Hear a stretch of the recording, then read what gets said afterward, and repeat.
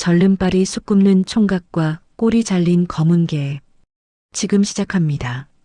강원도 깊은 산골, 흑석골, 호랑이가 나온다는 험한 산세 속에 자리 잡은 작은 마을이었습니다. 조선 중기 부패가 극에 달했던 그 시절, 흑석골 사람들은 가난하나마 서로 의지하며 평화롭게 살아가고 있었습니다. 그러나 그날 밤 모든 것이 무너져 내렸습니다. 칠흑 같은 어둠 속에서 수십 개의 횃불이 마을을 에워쌌습니다. 말발굽 소리가 천둥처럼 울려 퍼지고 사람들의 비명이 산골짜기를 찢었습니다. 한양에서 내려온 조대감의 사병들이었습니다. 다 끌어내라. 한 놈도 남김없이. 조대감의 차가운 명령이 떨어지자 사병들은 집집마다 불을 지르며 사람들을 마당으로 끌어냈습니다. 노인과 아이 할 것 없이 모두 무릎을 꿇려졌습니다. 백발의 촌장이 떨리는 목소리로 애원하였습니다. 네, 대감마님, 저희가 무슨 죄를 지었다는 것이옵니까? 저희는 그저 산골에서 묵묵히 살아온 백성들이옵니다. 조대감은 코웃음을 쳤습니다. 50대의 그는 비단옷을 걸치고 있었으나 그 눈빛은 승냥이보다 더 차가웠습니다. 죄? 내 놈들의 죄는 바로 이 땅 밑에 있는 금맥을 감히 숨기고 있다는 것이니라. 금맥이라니. 저희는 그런 것 모르옵니다. 대감마님 제발. 입 닥쳐라. 조대감이 손을 휘두르자 사병 하나가 공봉으로 촌장의 등을 내리쳤습니다. 푸득 하는 둔탁한 소리와 함께 노인은 피를 토하며 쓰러졌습니다. 마을 사람들의 울음소리가 터져나왔습니다. 네 이놈들, 감히 나라의 녹을 먹는 자들이 백성을 도륙하느냐? 한 안악이 분노에 찬 목소리로 외쳤으나 그 대가는 참혹하였습니다. 사병들은 그 안악을 짓밟고 그녀의 남편마저 칼로 베어버렸습니다. 선열이 흙바닥을 붉게 물들였습니다. 그 광경을 지켜보던 한 젊은 여인이 있었습니다. 25 약초꾼의 딸 서연이었습니다. 그녀는 떨리는 손으로 입을 막은 채 자신의 부모가 눈앞에서 무자비하게 얻어맞는 것을 지켜봐야만 했습니다. 아버지, 어머니, 서연의 비명이 터져나왔고 그 순간 조대감의 시선이 그녀에게로 향했습니다. 횃불빛에 비친 서연의 얼굴을 본 조대감의 입가에 비릿한 미소가 번졌습니다. 오호, 저런 꽃 같은 계집이 이 산골에 있었구나. 조대감이 말에서 내려 천천히 서연에게 다가왔습니다. 서연의 아버지가 피투성이가 된 몸으로 기어와 조대감의 발목을 붙잡았습니다. 제발, 제 딸만은. 하지만 조대감은 그 손을 차갑게 뿌리쳤고 사병 하나가 약초꾼의 머리를 짓밟았습니다. 서연의 어머니가 비명을 지르며 달려들었으나 칼날이 번쩍이는 순간 그녀의 몸이 힘없이 무너졌습니다. 안 돼, 어머니. 서연은 미친 듯이 소리를 질렀습니다. 그러나 사병들이 그녀를 에워쌌고 조대감은 만족스러운 표정으로 고개를 끄덕였습니다. 이 계집은 내 저택으로 데려가겠다. 나머지 것들은 입을 막아라. 이 일이 외부로 새어나가서는 안 된다. 그 말의 의미를 깨달은 마을 사람들의 얼굴이 새하얗게 질렸습니다. 살려달라는 애원이 사방에서 터져나왔으나 칼날은 무자비하게 내려쳤습니다. 서연은 그 순간 죽을 힘을 다해 사병의 소나기에서 벗어났습니다. 그녀는 뒤도 돌아보지 않고 어둠 속으로 뛰어들었습니다. 뒤에서 조대감의 고함이 들려왔습니다. 저 계집을 잡아오는 자에게 쌀 10섬을 주겠다. 당장 쫓아가거라. 말발굽 소리가 서연을 뒤쫓았습니다. 그녀는 가시덤불을 헤치고 낭떠러지를 겨우 피하며 깊은 산속으로 도망쳤습니다. 발이 찢어지고 옷이 갈기갈기 찢겼으나 멈출 수 없었습니다.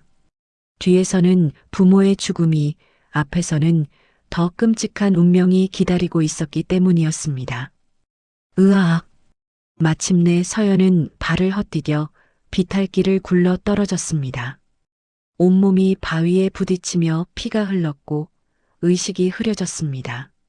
그녀는 축축한 낙엽 위에 쓰러진 채 희미해져가는 의식 속에서 중얼거렸습니다. 아버지, 어머니, 저도 곧 그곳으로. 그렇게 흑석골의 밤은 선열로 물들었고 한 여인의 운명은 낭떠러지 끝에서 꺼져가고 있었습니다. 하지만 이것은 시작에 불과하였습니다. 그로부터 사흘 전 흑석골에서 10리쯤 떨어진 깊은 산속 외딴 숯가마 터에 한 남자가 살고 있었습니다. 강무석, 30살의 사내였습니다. 그는 절뚝거리며 숯가마 주변을 정리하고 있었습니다. 왼쪽 다리를 심하게 절었으나 그 눈빛만큼은 살아있었습니다. 거친 손으로 나무를 쪼개고 숯을 구워 근근히 살아가는 초라한 숯장수. 그러나 그의 과거를 아는 이는 아무도 없었습니다. 해질 무렵 무석은 산나무를 캐러 산길을 오르고 있었습니다. 그때였습니다. 캉, 캉캉. 어디선가 개 짖는 소리가 들려왔습니다. 아니, 비명에 가까운 울부짖음이었습니다. 무석은 소리가 나는 쪽으로 절뚝거리며 다가갔습니다. 덤불 속에 커다란 쇠덫이 보였고 그 안에 검은 개 한 마리가 갇혀 있었습니다. 덫의 쇠날이 개의 뒷다리를 물어뜯고 있었고 선열이 낭자하였습니다. 게다가 그 개의 꼬리가 절반쯤 잘려나간 흔적도 있었습니다. 이런, 밀렵꾼 놈들이 이런 것까지 설치해놨구나. 무석은 주저없이 다가가 덫을 열었습니다. 쇠날이 벌어지자 검은 개는 비명을 삼키며 몸을 떨었습니다. 무석은 자신의 누더기 옷자락을 찢어 개의 상처를 감싸주었습니다. 아프겠구나. 참거라. 조금만 참아라. 검은 개는 무석을 빤히 쳐다보았습니다. 그 눈빛이 묘하게 사람 같았습니다. 무석은 품속에서 주먹밥 하나를 꺼냈습니다. 그것이 그날 그의 전부였으나 그는 절반을 떼어 개에게 내밀었습니다. 먹어라. 나도 배고프지만 너도 배고플 게다. 검은 개는 잠시 망설이다가 조심스럽게 주먹밥을 받아 먹었습니다. 그리고는 무석의 손등을 한번 핥았습니다. 무석은 씁쓸하게 웃었습니다. 참 묘한 놈이구나. 좋아, 내가 검둥이라 불러주마. 무석은 검둥이를 안아 숯가마터로 데려왔습니다. 절름발이가 다친 개를 업고 오는 모습은 우스꽝스러웠으나 무석의 표정은 진지하였습니다. 그는 움막 구석에 검둥이를 눕히고 귀한 약초를 찧어 상처에 발라주었습니다. 여기서 쉬어라. 상처가 나을 때까지. 그날 밤 무석은 배고픔에 배를 움켜쥐며 잠이 들었습니다. 주먹밥 절반으로는 허기를 달랠 수 없었기 때문이었습니다. 그러나 그는 후회하지 않았습니다. 다음 날 새벽 무석은 이상한 기척에 눈을 떴습니다. 움막 밖에서 바스락거리는 소리가 들렸습니다. 나가보니 검둥이가 입에 무언가를 물고 있었습니다. 토끼였습니다. 살아있는 토끼를 내가 잡아온 것이냐? 검둥이는 꼬리를 살랑거리며 토끼를 무석 앞에 내려놓았습니다. 무석은 어이가 없었으나 배고픔이 그를 이겼습니다. 그는 토끼로 국을 끓여 검둥이와 나눠 먹었습니다. 그날부터 검둥이는 무석의 곁을 떠나지 않았습니다. 신기하게도 검둥이는 질 좋은 나무가 있는 곳을 찾아내어 무석을 인도하였고 무석의 숯은 장터에서 비싼 값에 팔려나갔습니다. 그렇게 보름이 흘렀습니다. 어느 날 밤 검둥이가 갑자기 움막 밖으로 뛰쳐나갔습니다. 무석은 검둥이를 따라 산길을 올랐습니다.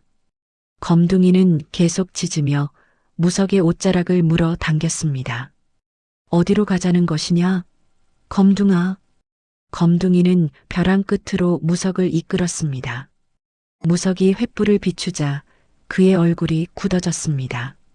벼랑 끝 바위 틈에 한 여인이 쓰러져 있었습니다.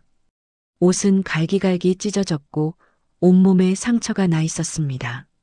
숨은 겨우 붙어 있었으나 곧 끊어질 듯 가늘었습니다. 이런 무석은 서둘러 여인을 안아 올렸습니다. 절름발이 몸으로 여인을 엎는 게 쉽지 않았으나 그는 이를 악물고 움마까지 데려왔습니다. 검둥이는 그 뒤를 졸졸 따라왔습니다. 무석은 여인의 상처를 닦아주고 약초를 다려 입에 넣어 주었습니다. 밤새도록 그는 여인의 곁을 지켰습니다.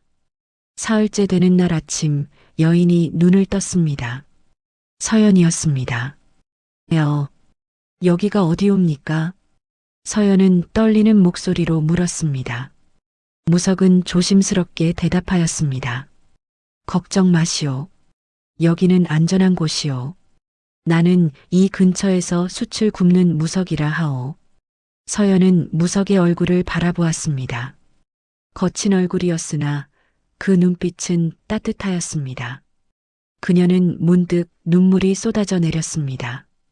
벼랑 끝 바위 틈에서 겨우 그대를 구하였소? 어쩌다가 그런 곳에 있게 된 거요? 아버지, 어머니, 모두. 서연은 울음을 터뜨렸습니다. 무석은 아무 말 없이 그녀의 울음을 지켜보았습니다. 그는 알고 있었습니다. 저런 상처는 말로 위로할 수 있는 것이 아님을. 한참을 운 후에야 서연은 떨리는 목소리로 지난 밤의 일을 이야기하였습니다. 조대감의 습격, 부모의 죽음, 그리고 자신을 쫓던 사병들. 그 악마 같은 자가 제 부모님을, 마을 사람들을. 무석의 얼굴이 굳어졌습니다.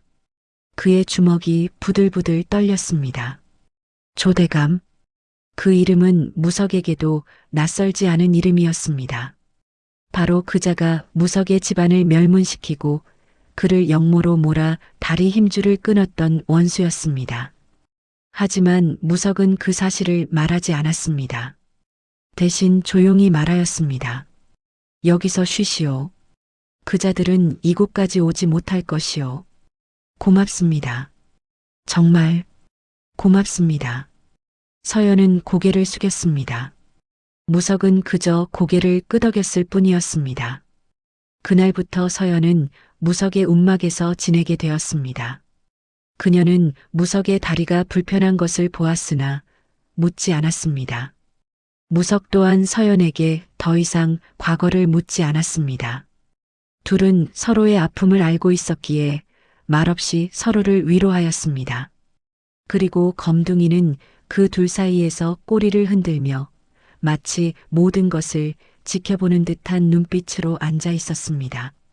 세월은 흘러 3년이 지났습니다. 무석과 서연은 부부의 연을 맺어 산속에서 조용히 살아가고 있었습니다. 두 사람은 관가에 혼인 신고를 하지 않았으나 하늘과 산신령을 증인 삼아 부부가 되었습니다. 검둥이가 지켜보는 가운데 움막은 이제 제법 아담한 집으로 변해 있었습니다. 서연은 집 뒤편에 작은 약초밭을 일구었고 무석은 여전히 숯을 구워 팔았습니다. 가난하였으나 평화로웠고 외로웠으나 따뜻하였습니다.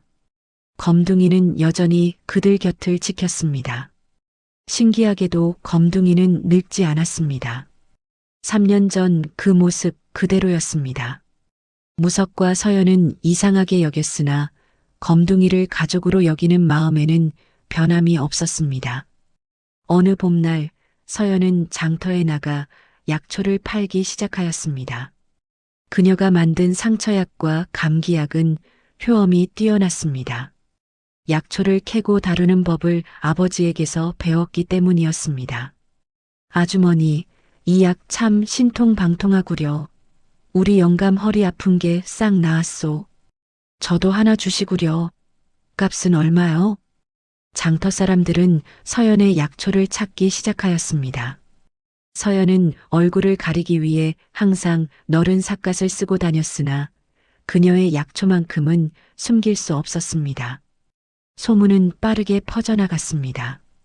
10리 밖의 마을에서도 20리 밖에서도 사람들이 서연의 약초를 구하러 왔습니다.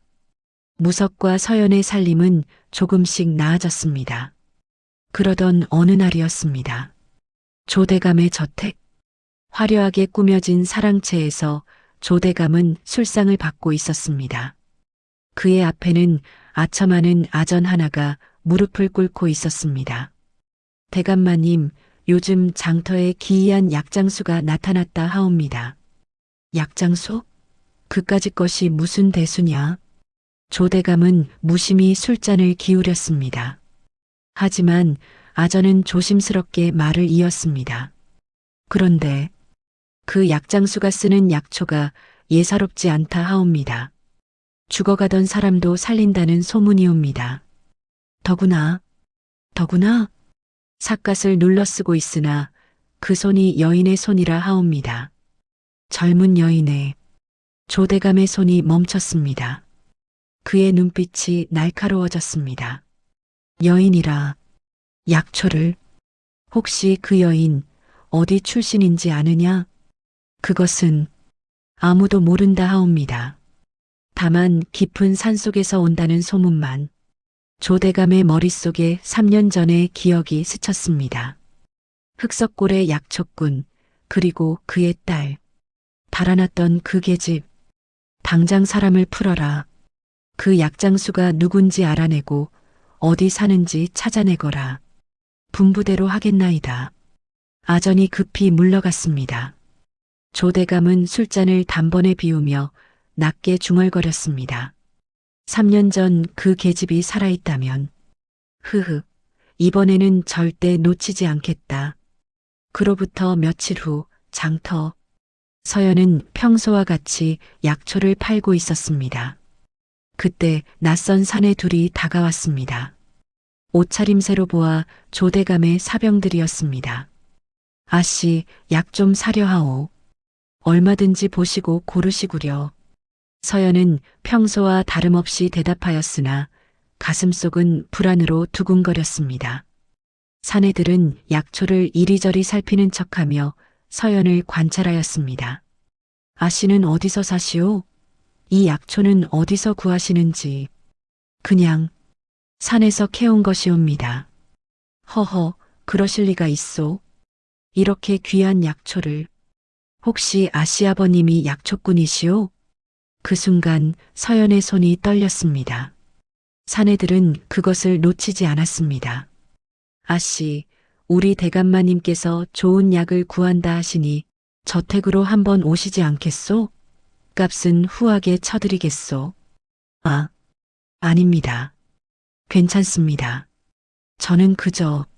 서연은 황급히 약초 바구니를 챙겨 일어났습니다. 사내들이 그녀의 팔을 붙잡으려는 순간 어디선가 낮은 으르렁 소리가 들려왔습니다. 으르르르. 검둥이였습니다. 검둥이는 어느새 서연의 앞을 가로막고 서서 사내들을 향해 이빨을 드러내고 있었습니다. 그 눈빛이 섬뜩하게 빛났습니다. 이런 미친 개 같으니. 사내들이 뒷걸음질 쳤습니다. 주변 사람들이 소란에 모여들기 시작하자 사내들은 욕설을 퍼부으며 물러났습니다. 기억해 두시오, 아씨. 우리는 반드시 다시 올 것이오. 서연은 떨리는 다리로 겨우 집으로 돌아왔습니다. 무석은 창백한 얼굴의 서연을 보고 깜짝 놀랐습니다. 무슨 일이오? 얼굴이 왜 그러시오? 여보, 저들이 찾아낸 것 같아요. 서연은 떨리는 목소리로 장터에서의 일을 이야기하였습니다. 무석의 얼굴이 단단하게 굳어졌습니다. 이제 어쩌면 좋지요? 저들은 반드시 이곳까지 저를 찾아올 것이에요. 그럼 당신도 나도. 서연의 눈에서 눈물이 흘러내렸습니다. 무석은 그녀의 어깨를 꼭 감싸 안았습니다. 걱정 마시오. 내가 내가 당신을 지킬 것이오. 하지만 당신은 다리가 불편해도 칼은 쥘 수 있소. 무석의 눈빛이 변했습니다. 수년간 숨겨왔던 과거 북방의 호랑이라 불리던 장수의 눈빛이었습니다. 그날 밤 무석은 움막 구석에 묻어두었던 무언가를 꺼냈습니다. 낡은 천으로 쌓인 긴 물건이었습니다. 천을 풀자 녹슨 칼 한 자루가 드러났습니다. 사인검, 왕이 하사한 검이었습니다. 무석은 칼을 쓰다듬으며 낮게 중얼거렸습니다.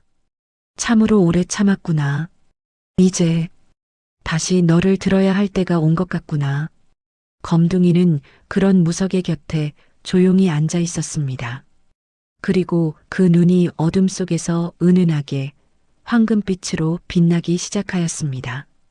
평화로운 나날은 끝나가고 있었습니다. 폭풍 전야의 고요함만이 산속을 감싸고 있었습니다. 그날은 왔습니다. 이틀 후 해가 중천에 떠 있을 무렵이었습니다. 무석은 숯가마에 불을 지피고 있었고 서연은 약초를 다듬고 있었습니다. 검둥이는 집 앞에서 졸고 있는 듯 보였습니다. 그때였습니다. 검둥이가 갑자기 벌떡 일어나 낮게 으르렁거리기 시작하였습니다. 귀를 쫑긋 세우고 산 아래를 향해 이빨을 드러냈습니다. 으르르르. 캉, 캉캉. 검둥아, 무슨 일이냐? 무석이 다가서는 순간 저 멀리서 말발굽 소리가 들려왔습니다. 한 필이 아니었습니다. 여러 필의 말들이 이쪽으로 달려오고 있었습니다. 무석의 얼굴이 굳어졌습니다. 서연, 당장 뒤쪽 산으로 피하시오. 여보, 그럼 당신은? 나는 괜찮소. 어서. 하지만 때는 이미 늦었습니다. 숲길을 헤치고 조대감의 사병 10여 명이 말을 타고 나타났습니다. 그 선두에는 조대감이 직접 타고 있었습니다. 크크크, 찾았구나. 3년 만이로다. 조대감이 말에서 내리며 서연을 보고 비릿한 웃음을 지었습니다. 서연은 무석의 뒤로 숨으며 온몸을 떨었습니다. 무석은 서연을 뒤로 감추며 조대감 앞을 가로막았습니다. 이곳은 그대들이 함부로 들어올 곳이 아니오. 당장 물러가시오. 뭐야, 이 절름발이가? 조대감이 코웃음을 쳤습니다. 사병 하나가 말에서 내려 무석에게 다가왔습니다. 비켜라, 병신아. 우리는 저 계집만 데려가면 된다. 사병이 무석을 밀쳤습니다. 무석은 다리를 절며 뒤로 휘청거렸으나 끝까지 서연 앞을 지켰습니다. 안 된다. 이 사람만은 절대 내줄 수 없소. 무석의 외침에 사병들이 비웃었습니다. 이 미친놈이 끝까지 버티겠다는 거냐?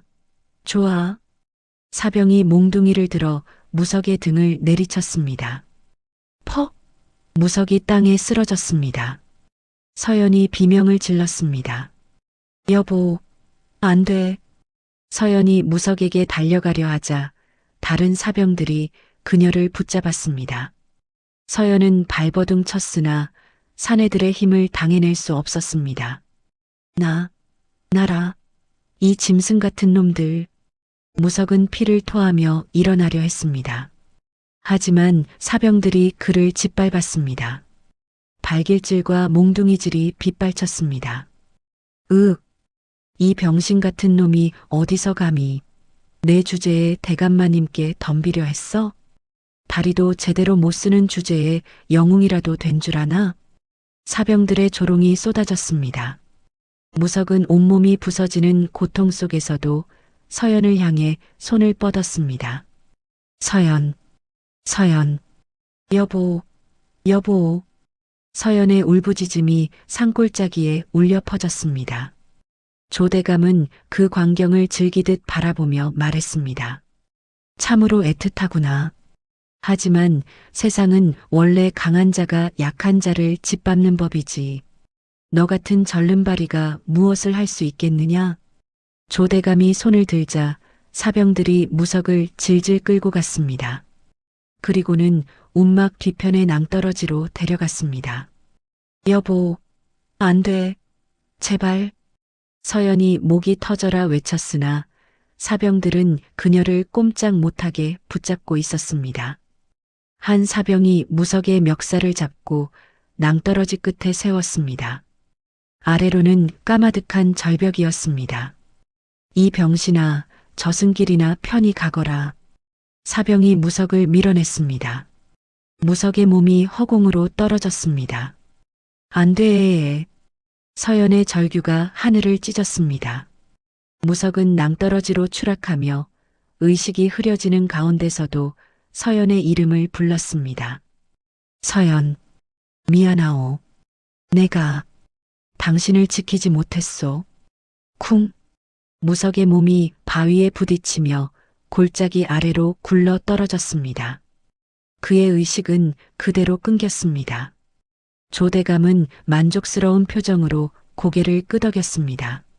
쓸데없는 짐승은 치웠으니 이제 본론으로 들어가 볼까?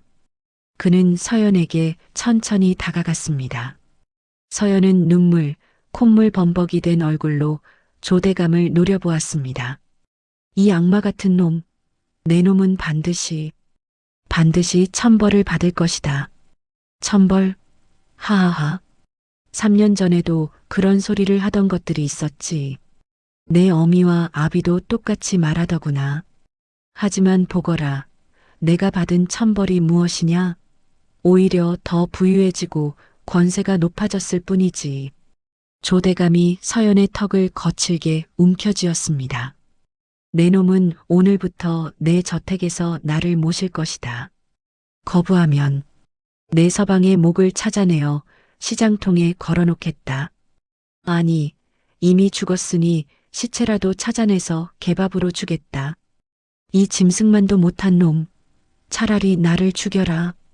서연이 침을 뱉었습니다. 조대감의 얼굴에 침이 튀었습니다. 그의 표정이 일그러졌습니다. 감히 인연이. 찰싹? 조대감이 서연의 뺨을 후려쳤습니다. 서연의 입에서 피가 흘러내렸습니다.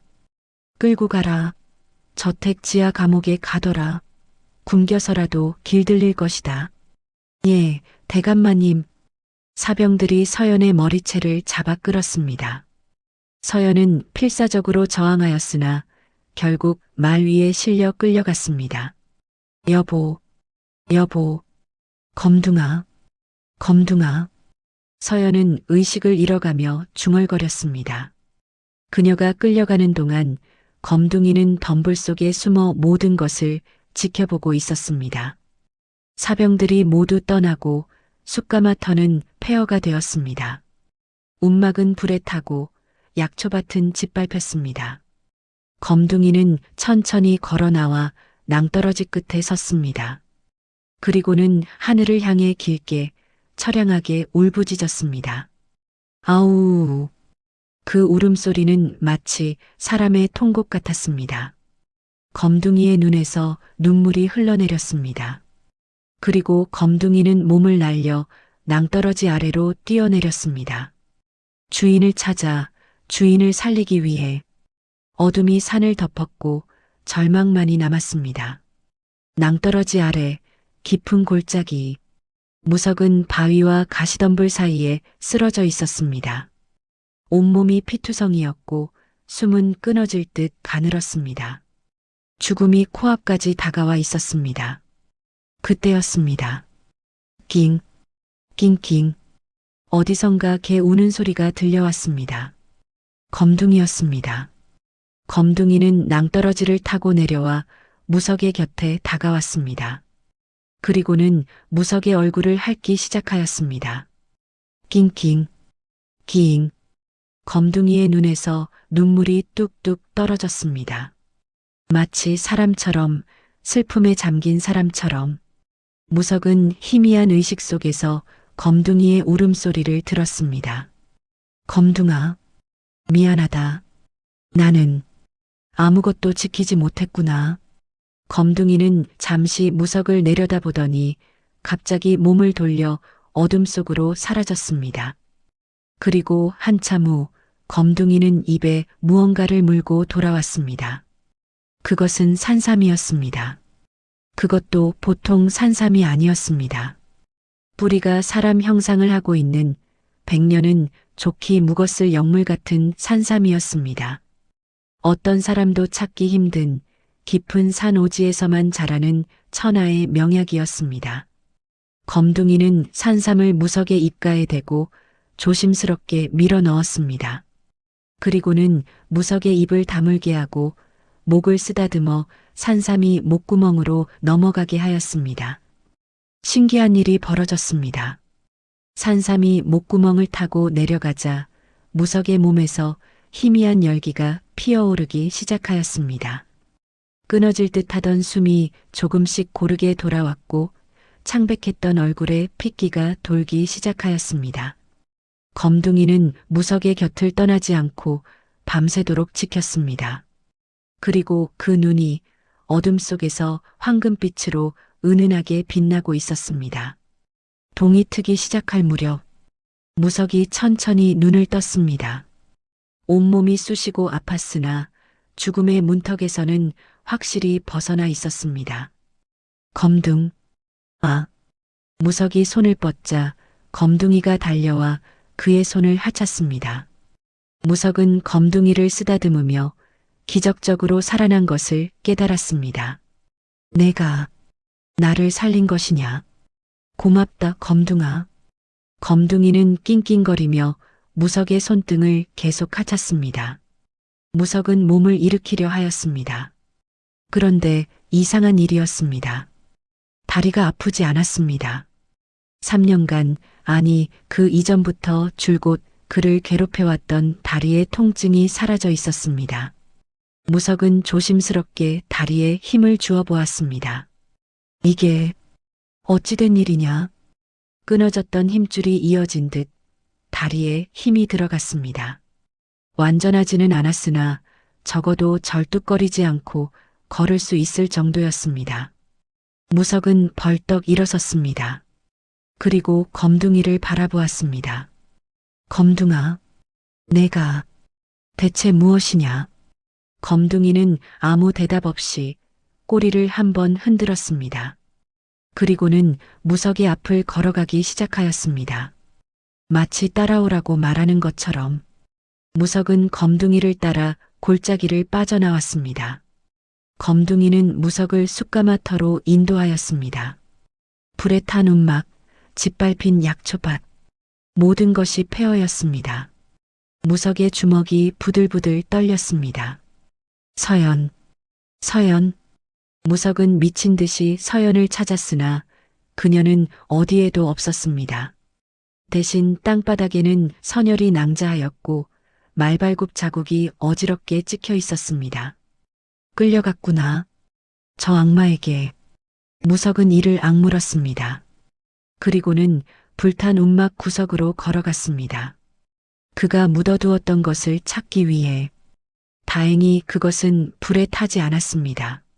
무석은 땅을 파헤쳐 낡은 천으로 싼 검을 꺼냈습니다. 천을 벗기자 녹슨 사인검이 드러났습니다. 무석은 검을 하늘 높이 치켜들었습니다. 햇살이 검날에 반사되어 번쩍였습니다.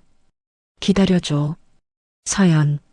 내가 반드시 당신을 구하겠다. 그의 목소리에 더 이상 절망은 없었습니다. 대신 분노와 결의가 가득하였습니다. 무석은 검을 허리에 차고 불탄 움막 뒤편으로 갔습니다.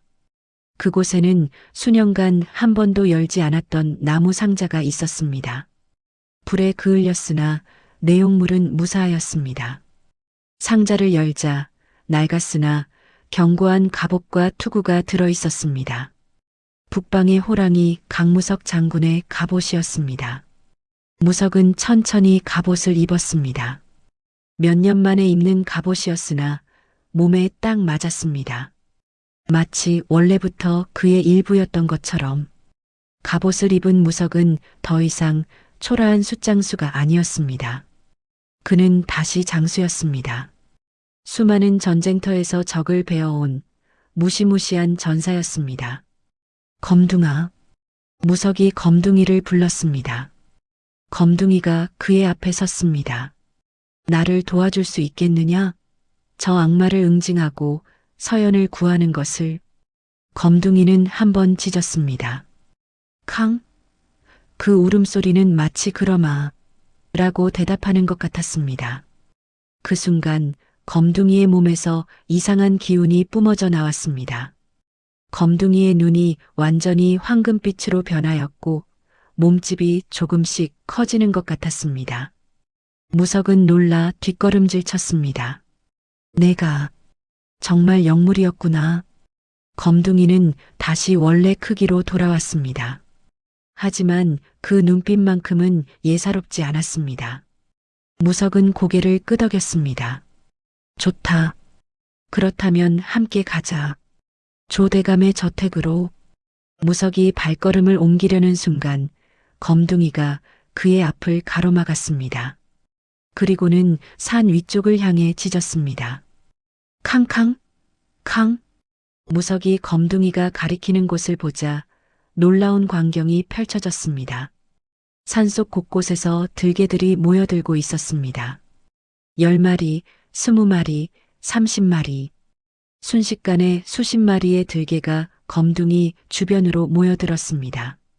검둥이가 한번 크게 울자 들개들이 일제히 엎드렸습니다.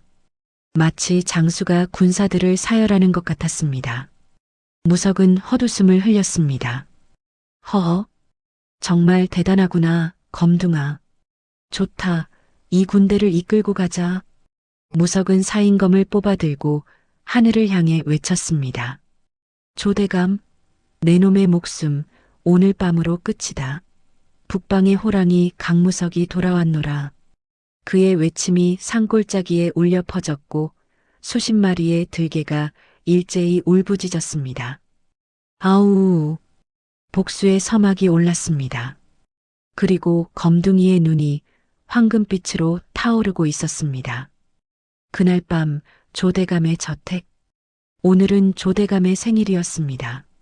넓은 마당에는 횃불이 환하게 켜져 있었고 수십 명의 손님들이 술과 음식을 즐기고 있었습니다. 모두가 조대감에게 아첨하는 탐관오리들과 지방 호족들이었습니다. 조대감은 상좌에 앉아 흐뭇한 표정으로 잔치를 즐기고 있었습니다. 그의 곁에는 쇠사슬에 묶인 서연이 끌려와 있었습니다. 서연은 사흘간 굶주린 탓에 얼굴이 창백하였고 옷은 남루하게 찢어져 있었습니다. 하지만 그녀의 눈빛만큼은 여전히 살아 있었습니다. 조대감이 비릿한 웃음을 지으며 서연의 턱을 움켜쥐었습니다. 오늘이 내 생일이니 니년도 축하를 해야 하지 않겠느냐? 어서 술을 따르거라. 내 놈 같은 짐승에게 절대 무릎 꿇지 않을 것이다. 서연이 침을 뱉자 조대감의 얼굴이 일그러졌습니다. 그가 서연의 머리채를 잡아 끌려는 순간이었습니다. 쾅! 정문이 산산조각 나며 부서졌습니다. 잔치에 모인 모든 사람들이 놀라 그쪽을 바라보았습니다. 연기와 먼지가 걷히자 한 명의 장수가 서 있었습니다. 갑옷을 입고 사인검을 든 강무석이었습니다. 그리고 그의 뒤로는 수십 마리의 검은 개 떼가 늘어서 있었습니다. 선두에는 검둥이가 서서 이빨을 드러내고 으르렁거리고 있었습니다. 조대감의 얼굴이 새하얗게 질렸습니다. 네, 내 놈은 죽었을 텐데. 어떻게? 무석이 천천히 걸어 들어오며 낮게 말하였습니다. 그 더러운 손 치우지 못해. 그의 목소리는 천둥처럼 마당을 울렸습니다. 사병들이 무기를 들고 달려들었으나 개떼가 일제히 울부짖으며 그들을 에워쌌습니다. 캉캉캉, 아우. 수십 마리의 개들이 어둠 속에서 눈을 번뜩이자 사병들은 겁에 질려 뒷걸음질 쳤습니다. 그 광경은 마치 지옥의 군대가 들이닥친 것 같았습니다. 무석은 단숨에 마당을 가로질러 조대감 앞에 섰습니다. 사인검이 번쩍이며 주변의 사병들을 베어냈습니다. 과거 북방의 호랑이라 불리던 그의 검술은 녹슬지 않았습니다. 손님들은 비명을 지르며 도망쳤고 사병들은 개떼에게 물려 쓰러졌습니다. 순식간에 화려했던 잔치는 아비규환의 전쟁터로 변하였습니다. 조대감은 부들부들 떨며 뒤로 물러섰습니다. 무석이 그의 앞을 가로막았습니다. 내 놈이 누구냐? 감히 내 저택에 벌써 나를 잊은 것이냐? 네 놈이 영모로 몰아 죽이려 했던 강무석이다. 조대감의 눈이 휘둥그레졌습니다. 강무석이라고? 네 놈이 살아있었단 말이냐? 그렇다. 네 놈이 내 집안을 멸문시키고 내 다리 힘줄을 끊고 산속으로 내몰았지. 하지만 하늘이 나를 버리지 않았다. 무석이 사인검을 조대감의 목에 겨누었습니다. 차가운 검날이 조대감의 목덜미에 닿았습니다. 조대감은 무릎을 꿇으며 애걸하였습니다. 살려주시오. 내가 잘못했소. 제발. 내 놈이 죽인 사람들도 그렇게 빌었을 것이다. 내 가족도 흑석골 사람들도 서연의 부모도. 무석의 목소리가 떨렸습니다. 그러나 그는 검을 거두지 않았습니다. 바로 그때 검둥이가 조대감 앞을 가로막고 섰습니다. 검둥이가 한번 크게 짖자 갑자기 마당 전체가 흔들리기 시작하였습니다. 그 순간 검둥이의 몸에서 황금빛 기운이 폭발하였습니다.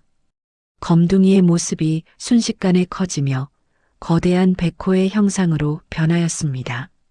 아니, 정확히는 환영처럼 백호의 모습이 검둥이를 감싸고 있었습니다.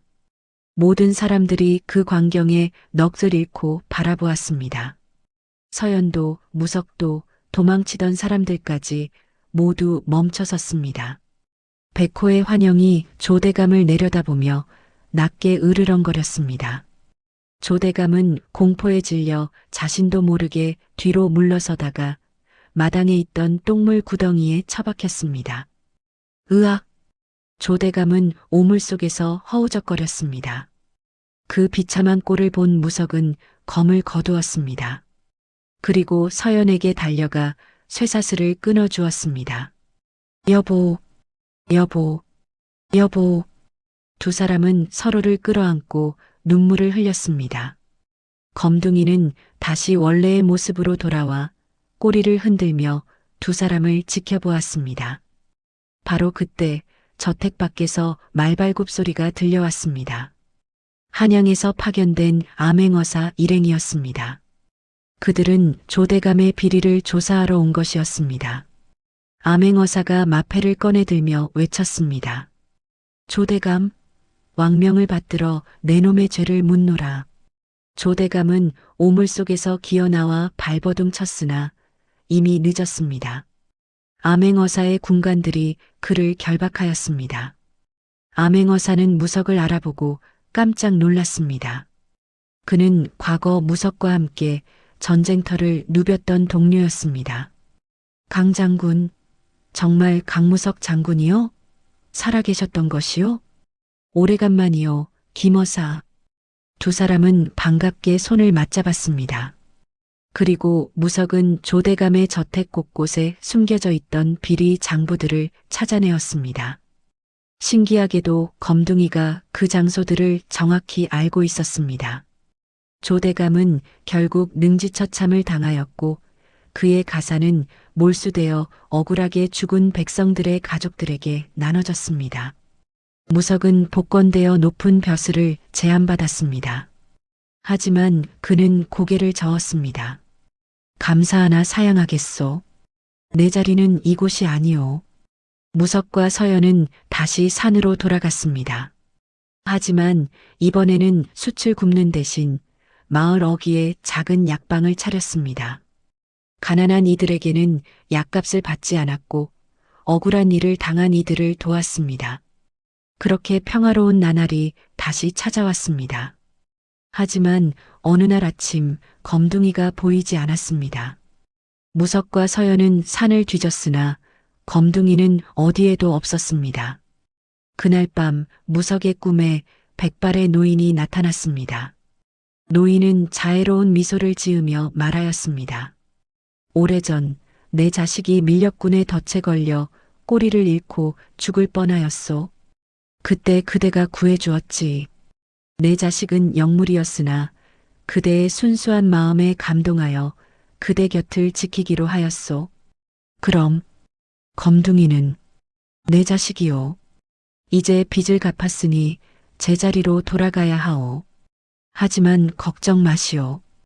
그대와 그대의 아내는 평생 내 보살핌 아래 있을 것이요. 노인이 사라지며 무석은 꿈에서 깼습니다. 눈가에는 눈물이 맺혀 있었습니다. 검둥아, 고마웠다. 정말 고마웠다. 그 후로 무석과 서연은 100년을 넘게 살며 수많은 사람들을 도왔다고 합니다. 그들의 약방 앞에는 항상 꼬리 짧은 검은 개가 앉아 있었다는 소문이 있었으나 아무도 그 개를 가까이서 본 사람은 없었습니다. 다만 어려운 일이 있을 때마다 어디선가 검은 개 한 마리가 나타나 길을 안내해 주었다고 전해집니다. 권선징악. 착한 이에게는 복이, 악한 이에게는 벌이 내린다는 진리는 언제나 옳았습니다. 그리고 은혜를 갚는 영물의 이야기는 오늘날까지도 사람들의 입에서 입으로 전해지고 있습니다.